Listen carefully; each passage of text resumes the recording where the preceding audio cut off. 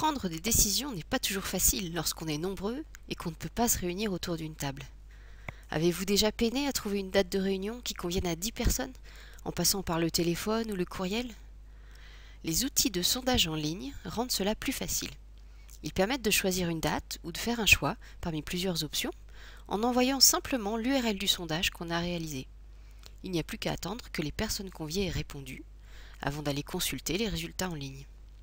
C'est d'un usage vraiment très simple et on en a souvent besoin. En revanche, vous êtes sans doute moins nombreux à avoir déjà ressenti le besoin de mener une enquête sur un sujet, un véritable questionnaire avec 10 ou 20 questions, mêlant des questions ouvertes, des questions fermées, et qu'on veut soumettre à un nombre important de personnes pour en tirer des statistiques, ou au moins une indication, une tendance. Il est vrai que cela semble compliqué à mettre en place, et aussi à dépouiller. Voilà qui peut nous freiner dans notre élan. En réponse à ce besoin, on peut se tourner vers les formulaires en ligne.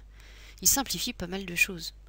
On le construit directement en ligne, on envoie l'URL aux personnes qu'on souhaite interroger, et les résultats s'accumulent automatiquement dans un fichier au fur et à mesure des réponses. C'est presque trop beau pour être vrai. Ce sont ces deux types d'outils que nous allons découvrir dans cette séquence. Bon travail!